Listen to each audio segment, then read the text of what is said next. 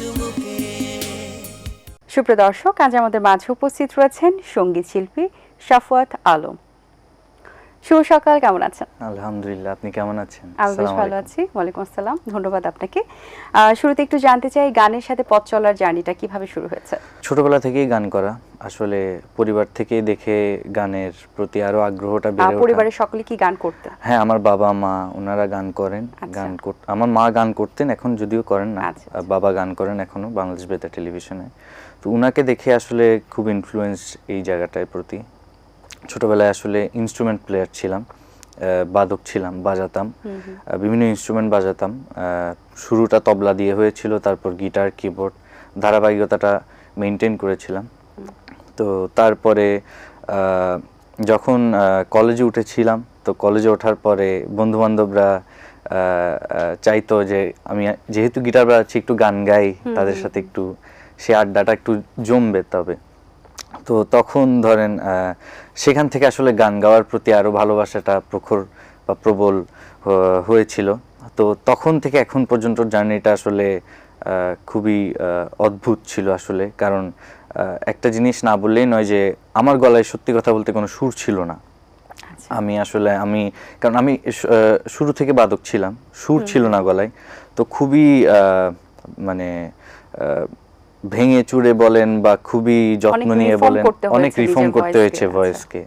তো সেখান থেকে আর কি আজকে এখন পর্যন্ত গানের সেই জার্নিটা। আচ্ছা, তো গান নিয়ে এখন ব্যস্ততা কেমন চলছে? মৌলিক গান কি করা হয়েছে কিনা? গান নিয়ে ব্যস্ততা চলছে বলতে আসলে হ্যাঁ, কিছু মৌলিক গান আসলে করা হয়েছে। গান করা হয়েছে সেগুলো আসলে আমি আসলে খুব সফট জনরার গানগুলো করি, পপ রক টাইপের গানগুলো করি। যেমন আমাদের মাইলস বা এলআরবির গানগুলো যেমন হয়ে এসেছে সে ধরনেরই গান আমার করা। কিছু গান লিখেছি, কিছু গান সুরও করেছি, তবে প্রকাশ এখনো হয়তোবা করিনি, ভবিষ্যতে করব। আর ব্যস্ততার কথা বলতে হ্যাঁ, কিছু প্রোগ্রামস তো আদার্স, কিছু ফাংশনস বা এই ধরনের কিছু তো থাকে। কাজ চলছে এরকম কিছু নতুন কিছু? হ্যাঁ, কথাবার্তা চলছে। ইনশাআল্লাহ সামনে কিছু নতুন প্রজেক্ট নিয়ে আসবো সামনে ইনশাআল্লাহ। ওকে, যেহেতু আপনি বলছিলেন যে আপনার গানের গলা আসলে ছিল না, যেহেতু আপনি আসলে মিউজিশিয়ান সেক্টরটাতেই বেশি স্বাচ্ছন্দ্য বোধ করতেন, তো আমরা একটু আপনার গান দিয়ে আবার বাকি আলোচনা করতে চাই। একটি গান শুনতে চাই, কোন গানটি শোনাবেন আমাদের? খালেদ হাসান মিলুর অনেক পরিচিত একটা গান, একটি গান। তার থেকে 4 লাইন আমি একটু শোনাই। জি। তুমি আর আমি আর কেউ নয়, এমন একটা যদি পৃথিবী হয়, মিলনে সুখে ভরে যায় বুক, যেখানে আছে শুধু সুখ আর সুখ, সেই সুখ আমাকে দিও, জেনে নিও তুমি আমার প্রাণের চেয়ে প্রিয়, তুমি আমার প্রাণের চেয়ে প্রিয়। বাহ, সুন্দর, ধন্যবাদ আপনাকে। হ্যাঁ, আপনার গানের গলা বেশ ভালো। কেন রিফর্মটা ভালো করেছেন হয়তো, বা আগে তো শোনা হয়নি, বাট বেশ ভালো। সো গান যেহেতু এখন করছেন, গান নিয়ে আর ফিউচারে কি পরিকল্পনা রয়েছে? ফিউচারে আসলে আমি গান নিয়ে অনেক কিছুই চিন্তা করেছিলাম। কারণ আমি তো এই জেনারেশনের একটা জিনিস আমি খুব ভালোভাবে লক্ষ্য করেছি যে আমাদের 90s বা মানে আমাদের 90 দশকের যে কাজগুলো ছিল গানের, সেই কাজগুলো থেকে আমাদের এই জেনারেশনটা একটু অনেক দূরে। তারা আসলে এই জিনিসগুলো থেকে আসলে তারা এক একটা গান যে এক একটা মেসেজ ক্যারি করছে, সেই জিনিসটা আসলে তারা তেমন একটা ভালোভাবে বুঝছে না বা বুঝতে চাচ্ছে না, বা তারা আসলে কেন হয়তো বা বুঝছে না। তো এই গতিকেই আমি ভবিষ্যৎ চিন্তা করি আসলে আমি আমাদের একটা ব্যান্ড ক্রিয়েট করি, বেশ নতুন ব্যান্ড, ইকোজ অফ রেট্রো নামের সাথে আই গেস আপনি বুঝতে পারছেন কি পরিমাণ নস্টালজিক একটা ভাইব দিতে পারে। আসলে আমি ওই সব চিন্তা করে আসলে এই ব্যান্ডটা ফর্ম করেছি যে 90 দশকের গানগুলো যাতে আমি একটু সুন্দরভাবে উপস্থাপন করতে পারি। আচ্ছা, বেশ সুন্দর একটি পরিকল্পনা। সো এখন তো নতুন জেনারেশন, আপনি এই জেনারেশনে গান করছেন, তো নতুন জেনারেশনের মধ্যে কারদের গান আপনার ভালো লাগছে? নতুন জেনারেশনের মধ্যে যদি আপনি বাংলার আমাদের বাংলা ব্যান্ডের কথা বলেন, এই যে কেজ থেকে দ্য কেজ একটা অডিশন রাউন্ড গেল, ওখান থেকে কিছু ব্যান্ড উঠলো ভালো ভালো, রক সোল্ড বা এই ধরনের কিছু ব্যান্ড উঠলো, বা আমাদের এই জেনারেশনের আরো কিছু ব্যান্ড, বা প্রীতম হাসান বলেন, তাহসান ভাইরা এখনো কাজ করছেন। তো সব মিলে এই নতুন জেনারেশন আমার খুবই মোটামুটি এই ধরনের এই জনরার বা এই স্টাফগুলো খুব ভালো লাগছে। আচ্ছা, 90s এর কথা বলছিলেন। 90s এ যখন ছোট ছিলেন তখন তো 90s এর গান শুনি আমরা সকলে বড় হয়েছি। অবশ্যই অবশ্যই। তখন কোন কোন শিল্পীর গানগুলো আপনাকে খুব বেশি আকৃষ্ট করতো? তখন আমি মানে ম্যাক্সিমাম টাইম আমি শুনতাম মাইলস বা এলআরবি বা আর্ক, সোলস। তখন সোলসে আরো পুরনো মেম্বারসরা ছিলেন আমাদের। তো তখন আবার খালিদ আমার আবার সম্পর্কে আবার আঙ্কেল লাগেন আমার। তো খালিদ আঙ্কেলদের গান শুনতাম। তো উনাদের গান শুনে আসলে বড় হয়ে ওঠা বা পথ চলা। ওকে, আরেকটি গান শুনতে চাই, এবারে কোন গানটি শোনাবেন? সেই তুমি কেন এত চেনা হলে,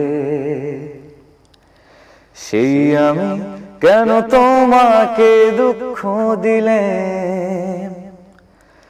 কেমন করে এত চেনা হলে তুমি,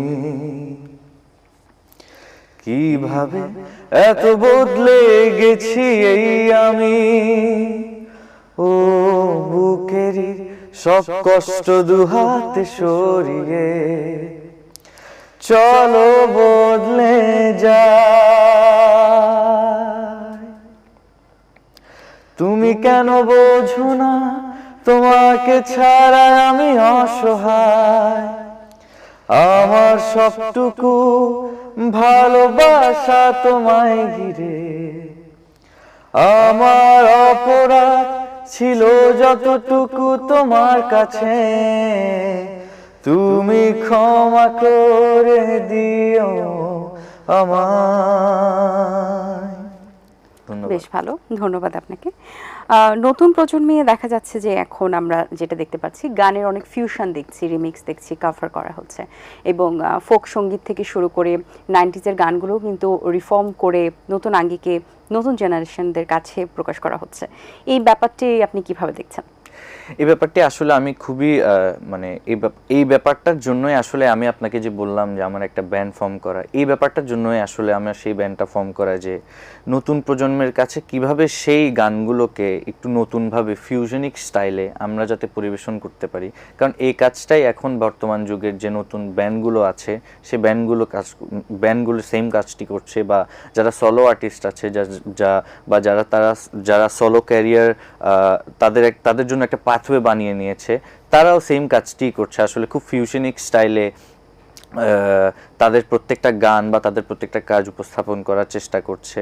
আগের জমানায় আমরা কি দেখতাম, একটা গিটার, কিবোর্ড, ড্রামস, এই জিনিসগুলোর মিশ্রণটা একটা গানে বেশি থাকতো। কিন্তু এখন দেখবেন আপনি কম্পিউটার, এখন তো অবশ্যই এআই যুগ, কম্পিউটারের দ্বারা বা তারা বিভিন্ন অ্যাপস বা বিভিন্ন ডিজিটাল জিনিসপাতি ইউজ করে আসলে তারা চেষ্টা করছে যে নতুন কিছু বানানোর বা নতুন কিছু তৈরি করার, নতুন কোনো গান বা প্রজেক্ট তৈরি করার নিজেদের জন্য। এই জিনিসটা আসলে আমার কাছে খুবই, মানে এটা আমার জন্য খুবই বেশ আনন্দদায়ক একটা ব্যাপার। আচ্ছা, এআই এর কথা যেহেতু বললেনই, এআই দিয়ে তো এখন আসলে খুবই আপডেটেড হয়ে গেছে এবং গানও তৈরি করা সম্ভব হচ্ছে। তো কি মনে হয় আগামীতে কি মানুষকে রিপ্রেজেন্ট করতে পারবে কিনা, মানে রিপ্লেস করতে পারবে কিনা? আসলে জিনিসটা হচ্ছে পুরাপুরি এক একটা মানুষের নিজেদের ওপর আসলে। কারণ আপনি বা আমি বা আমরা আসলে গানগুলো শুনে কিভাবে একটা গান বানানোর পিছে খুব অনেকগুলো মানুষের কষ্ট করতে হয়।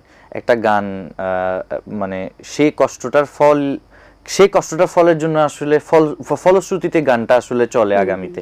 তো সে এআই দিয়ে আসলে আপনি গান বানাতে পারবেন কিন্তু আসলে সেই আবেগটা বা সেই ফিলিংসটা আসলে মানে ঠিকভাবে যাবে, সেটা আসলে পূরণ হবে জি জি ঠিকভাবে কাজ করবে না। আচ্ছা, আপনি বলছিলেন যে আপনার মিউজিশিয়ান হিসেবে আপনার ওইটা খুব ভালো লাগে, ওই ক্যারিয়ারটা ভালো লাগে এবং আপনি গিটার বাজাতে যেমন ভালোবাসেন, সো মিউজিক রিলেটেড জিনিস আপনার পছন্দ। সো সেই ক্ষেত্রে আমরা দেখি যে অনেক ধরনের মানে বাদ্যযন্ত্র রয়েছে, যেমন খমক রয়েছে, কাহল রয়েছে। সো এরকম কোনো ইনোভেটিভ আইডিয়াস আছে কিনা যেটা হয়তো বা আপনার শেখার ইচ্ছা আছে বা শিখেছেন কিনা একটু ডিফারেন্টলি? হ্যাঁ, আমি আসলে ছোটবেলা থেকেই তো ইনস্ট্রুমেন্টস প্লেয়ার ছিলাম। আমি তো গান গাওয়া শুরু করেছি বেশ 4-5 বছর আগেই। আমার গান গাওয়ার জার্নিটা অত বেশি পুরনো না বা খুবই নতুন। তো আমি শুরু করেছিলাম তবলা দিয়ে। আমি তবলা শিখেছিলাম আপনাকে বললাম। তারপর একে একে একটা ইনস্ট্রুমেন্টস, কিবোর্ড, গিটার। তো আমার জার্নিটা শুরু হয় অ্যাকচুয়ালি খুবই দৃঢ়ভাবে জার্নিটা শুরু হয় 2018 সাল থেকে। আমার ভাগ্যের জোরে হয়তোবা আমি এলআরবি আইয়ুব বাচ্চু স্যারের সাথে, আইয়ুব বাচ্চু আঙ্কেলের সাথে আমি আসলে স্টেজ শেয়ার করি 2018 সালে। বড় একটি বিষয়। হ্যাঁ, এটা আসলে আমার জন্য অনেক বড় একটি বিষয় ছিল। অবশ্যই এটা এখনো অবশ্যই বড় বিষয়। তো 18 সাল থেকে নিয়ে আমার প্রত্যেকটা জার্নি শুরু। তো তখন মাঝখানে আমি কিছু ইনস্ট্রুমেন্ট শিখেছিলাম। এই যে আপনি বললেন কাহন, কাজু, এই ধরনের কিছু ইনস্ট্রুমেন্ট আমি আসলে তখন শিখেছিলাম। তো মাঝখানে আমি তো এমনিও গিটারিস্ট বা কিবোর্ডিস্ট। তো গিটারের যে ধরনের গিটারের মধ্যে যে ভেরিয়েশনসগুলো আছে, বেজ, উকুলেলে, গিটার লেলে, এই জিনিসগুলো, এই ইনস্ট্রুমেন্টগুলোও আমি মোটামুটি বাজাই, বা পিয়ানো, কিবোর্ড, এগুলো তো অবশ্যই বাজাই। আজকে মানে গিটার থাকলেও আরো বেশি ভালো হতো। আরো বেশি, হ্যাঁ হতো। আচ্ছা, আরেকটি গান শুনতে চাই। এবারে কোন গানটি শোনাবেন? আমি তোমাকে বলে দেব কি যে একাদির ঘোরা, আমি হেঁটে গেছি বিরান পথে। আমি তোমাকেই বলে দেব সেই ভুলে ভরা গল্প, কোরআনের গেছি ভুল দরজায়, ছুঁয়ে কান্নার রং, ছুঁয়ে জোছনার ছায়া, ছুঁয়ে কান্নার রং, ছুঁয়ে জোছনার ছায়া। ধন্যবাদ আপনাকে, ভালো লেগেছে, সুন্দর কিছু গান শুনিয়েছেন। অনেক শুভকামনা রইল আপনার জন্য, ভালো থাকবেন সবসময়। জি অবশ্যই, ধন্যবাদ। আসসালামু আলাইকুম। আসসালাম। দর্শক, আশা করছি আজকের আয়োজন ভালো লেগেছে। আজ এই পর্যন্তই, দেখা হবে আগামী পর্বে নতুন কারোর সঙ্গে। সেই পর্যন্ত ভালো থাকুন, সুস্থ থাকুন এবং এটিএন বাংলার সাথেই থাকুন। আল্লাহ হাফেজ। দিন আসে দিন যায়, সময়টা চলে যায়, তবু আছি এই বেশ ভালো। জীবনটা রঙময়, যেভাবেই হওয়া চাই, নয় কভু সাদা কালো। এই আশাতে স্বপ্ন ভাসে, সুখ হাসে চোখে মুখে, চায়ের চুমুকে, চায়ের চুমুক।